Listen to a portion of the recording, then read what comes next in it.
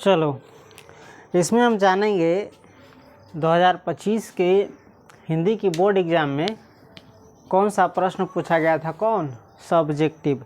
इनसे पहले ऑब्जेक्टिव जाने थे ना। ऑब्जेक्टिव यानी जिसका आंसर क्या करके देना रहता है, गाढ़ा करके देना रहता है। ऐसे गोल दिया रहेगा 4 का ऑप्शन, उसमें जो सही होगा उसको ऐसे कर देना है। इसमें अब सब्जेक्टिव की बात कर रहे हैं। सब्जेक्टिव मतलब जिसका आंसर लिख करके देना है, ठीक है। इस बार जैसा पूछा गया है ऐसा ही पूछेगा अगले एग्ज़ाम में भी। ध्यान रखना। देखो सबसे पहले क्या रहेगा तुमको,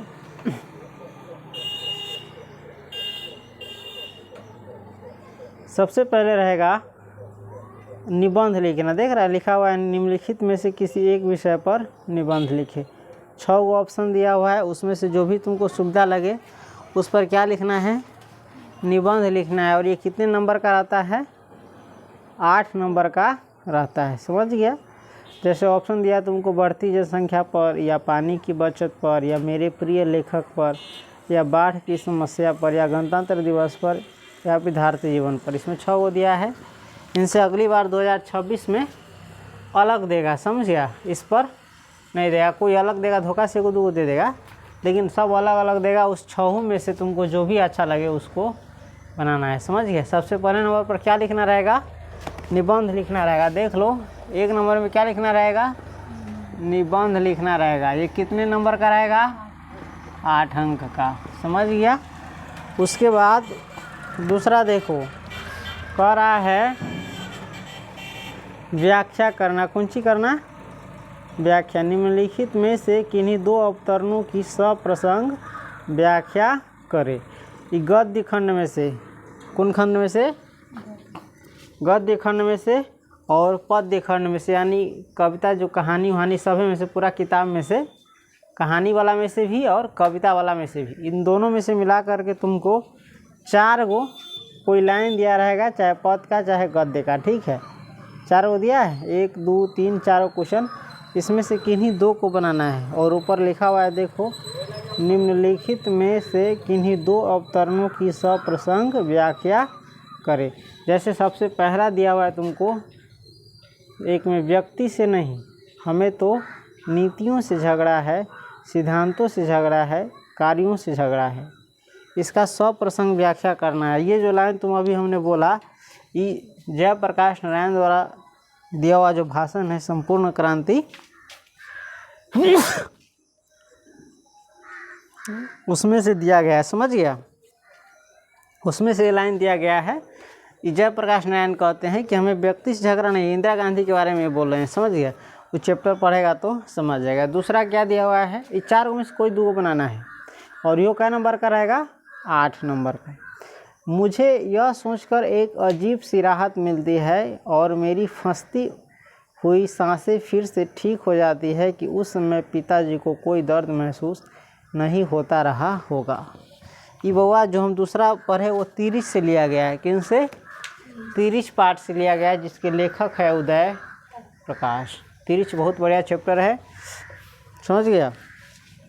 ये 2 गो दिया हुआ है गद्य खंड में से, यानी लेख कहानी ये सब जो रहता है, जो पढ़ने वाला रहता है उसमें से। और 2 गो अब कविता में से दिया हुआ है। कविता गाया जा सकता है। समझ गया। इसको गेय पद भी कहते हैं। कविता में से दिया हुआ देखो, आपुन खात नंद मुख नावत, सो छवि कहत न बनिया। ये दिया गया है किस में? सूरदास द्वारा रचित है। कौन सी? जागिए ब्रजराज कुंवर वाला में से, सूरदास के पद में से, ठीक है। इसका तुमको व्याख्या करना है। 1 गो व्याख्या करेगा तो 4 नंबर, 2 गो व्याख्या करेगा तो 8 नंबर। टोटल 8 नंबर का क्वेश्चन है। उसके बाद एक और दिया हुआ है देखो, चौथा, प्रतिभट कटक कटीले केते काटी काटी, कालिका सी किलकी कलेव देती काल को। ये भी हम समझा दिए हुए हैं। ये भूषण द्वारा जो रचित शीर्षक पाठ है, कौन? कवित, उनसे लिया गया है। समझ गया। इन 4 में से कोई 2 गो का करना है व्याख्या। कितने नंबर का है? 8 नंबर का। चलो देखो दूसरा क्वेश्चन क्या रहेगा, व्याख्या करना। कौन सी? व्याख्या करना। ये होगा 8 अंक का। किसी 2 गो का व्याख्या करना रहेगा। समझ गया। तीसरा क्वेश्चन देखो क्या कर रहा है। तीसरा क्वेश्चन तुम्हारा रहेगा, अपने विद्यालय के प्रधानाध्यापक के पास एक आवेदन पत्र लिखे जिसमें खेल प्रतियोगिता आयोजित कराने का अनुरोध किया गया हो। अथवा ये नहीं है तो दूसरा भी देख सकता है, अपने विद्यालय में मनाए गए स्वतंत्रता दिवस समारोह का वर्णन करते हुए अपने मित्र के पास एक पत्र लिखे। यानी कुल मिलाकर बात कहे तो तीसरे नंबर पर तुमको लिखना रहेगा पत्र। कौन सी पत्र लिखना रहेगा?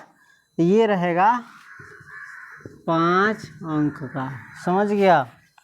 समझा कि नहीं? उसके बाद चौथा देखो, कह रहा है 4 में किन्हीं निम्नलिखित में से किन्हीं 5 प्रश्न के उत्तर दे।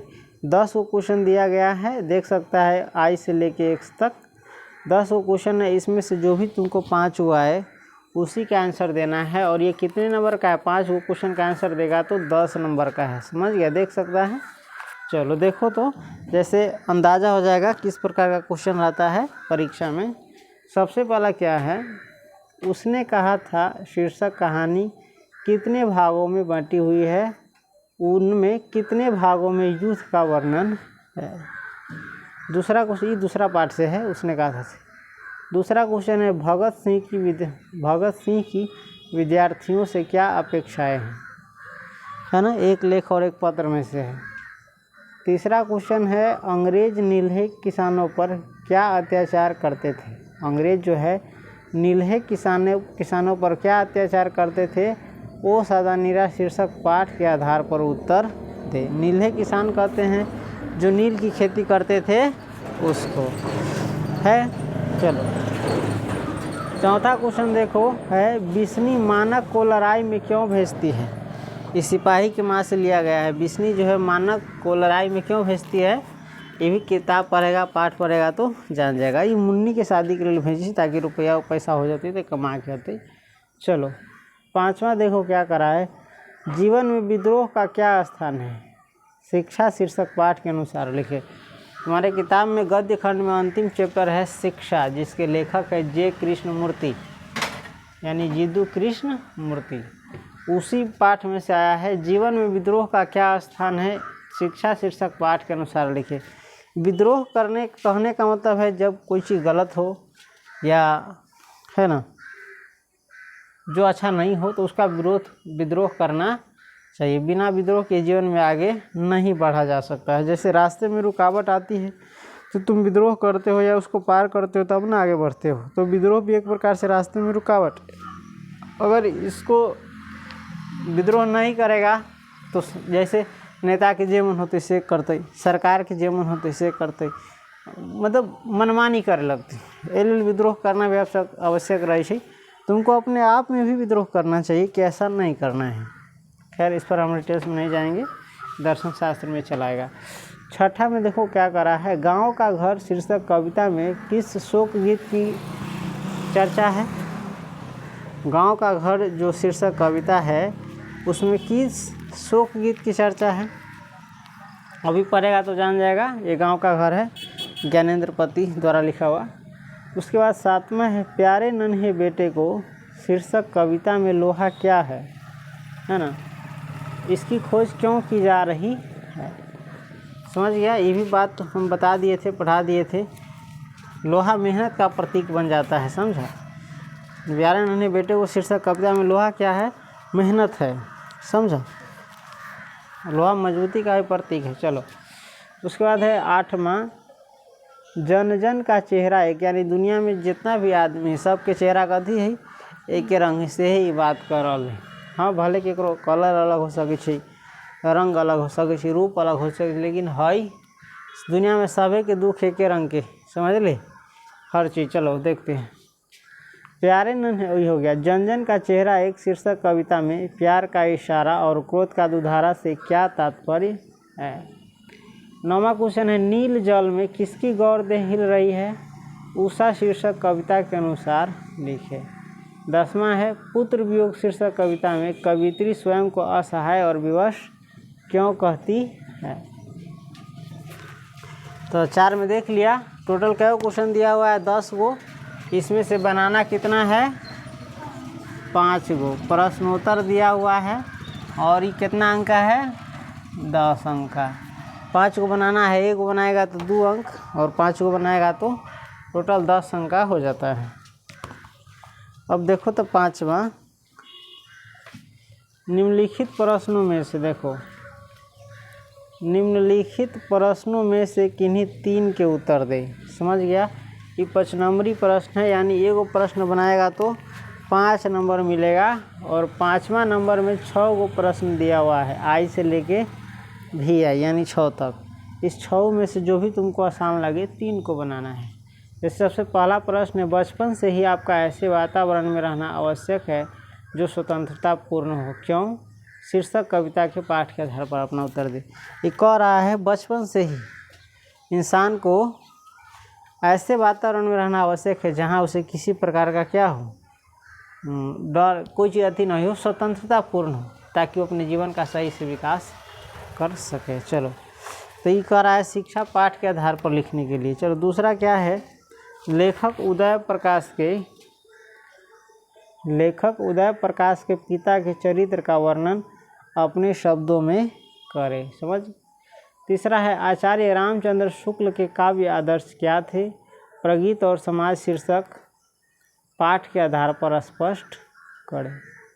चौथा है अधिनायक शीर्षक कविता का भावार्थ अपने शब्दों में लिखिए।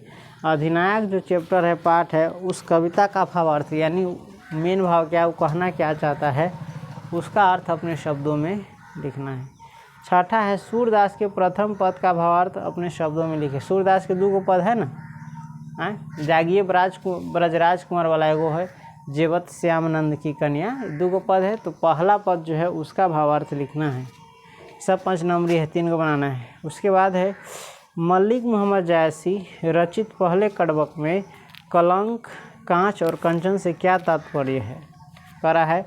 छठा क्वेश्चन, मलिक मोहम्मद जायसी द्वारा रचित जो है पाटकुन कड़बक, उनमें 3 गो शब्द आया है, कलंक, कांच और कंचन, इससे क्या अर्थ है, वही करा है बनाने के लिए। 5 में रहेगा प्रश्नोत्तर ही रहेगा, ये रहेगा दीर्घ वाला, ठीक। 5 नंबरी यही रहतु लखू 2 नंबरी, टोटल 3 गो बनावे के रहतु, टोटल हो 15 अंक के। अब अंतिम में तोरा रहता हूँ संक्षेपण, है ना। संक्षेपण तो आप अपने से पढ़ सकता है, 1 और 2, इसमें से किसी एक का आपको संक्षेपण का बनाना है, यानी 1, 2, 3 लाइन, 4, 5, 6, 7 है तो कम से कम 2.5 लाइन में लिखाना चाहिए। संक्षेपण बनता कैसे है, उसकी मुख्य निचोड़ को जो कहना चाहता है उसका अर्थ आपको, जैसे 100 वर्ड में कोई अति है संक्षेपण करने के लिए दिया है, तो इसका 3 भाग कम से कम 33 होता है, तो 33 वर्ड में इसके पूरे अर्थ को तुमको लिखना है, बात को शॉर्टकट में कहना है, इसी को कहते हैं संक्षेपण। समझ गया, ये सभी बताएंगे। तो समझ गया, इस प्रकार से 2025 में यही क्वेश्चन पूछा गया था, जिसका आंसर तुमको देना है। संक्षेपण पढ़ सकता है अपने से, इसमें कोई बड़ी बात नहीं है, बता देंगे ये सब, है ना। 2 गो संक्षेपण दिया हुआ है, इसमें से कोई भी एक तुम बना सकता है।